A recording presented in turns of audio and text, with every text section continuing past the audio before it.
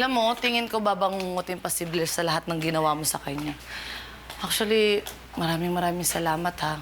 Kasi ginawa mong horror yung buhay niya. Wala yun.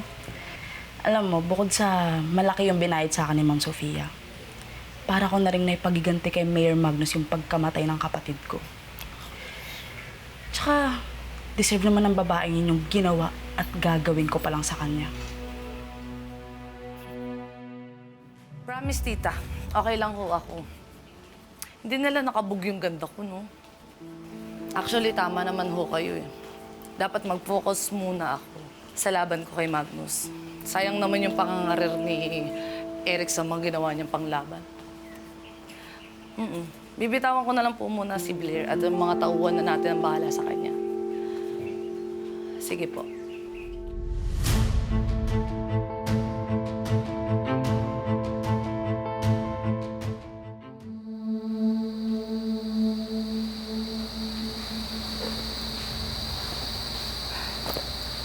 Underestimate natin si Gigi.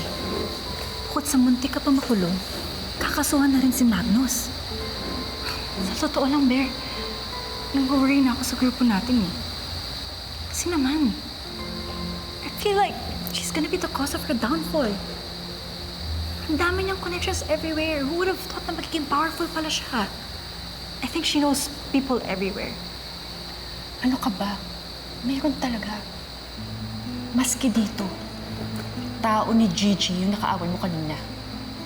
Nagpapanggap lang siyang nurse. At nandito siya para i-torment ako. Bakit hindi mo isumbong? Sa tingin mo ba may maniniwala sa akin?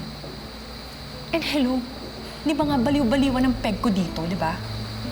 Basta, kailangan ko makaalis dito. Or else, baka hindi na ako mag-survive.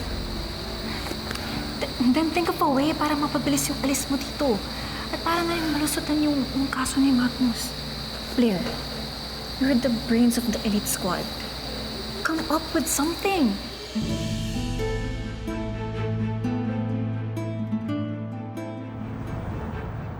Sure bet na panalo na tong kasong to, Bessie.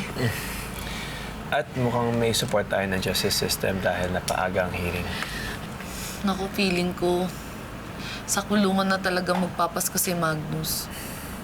Pero huwag siyang mag-alala kasi re-regaluhan ko siya ng lighter para kapag na-boring siya, sunugin na lang din niya yung sarili niya. Kagaya ng pagsunog niya sa nanay ko. Uy! Gigi, nga pala, pag nagsimula na yung hearing, may lalagay ka sa witness stand para sabihin niyo na nangyari sa'yo. Okay? So, kailangan mapaghandaan yun emotionally. Pero huwag ka mag-alala. Magka-practice tayo. Matagal ko nang inaantay itong pagkakataon na ito na masabi ko sa lahat kung ano ba yung totoong nangyari. Alam kong magiging masakit pero kakayanin ko. Thank you. Gigi, huwag ka mag-alala. I'm with you all the way.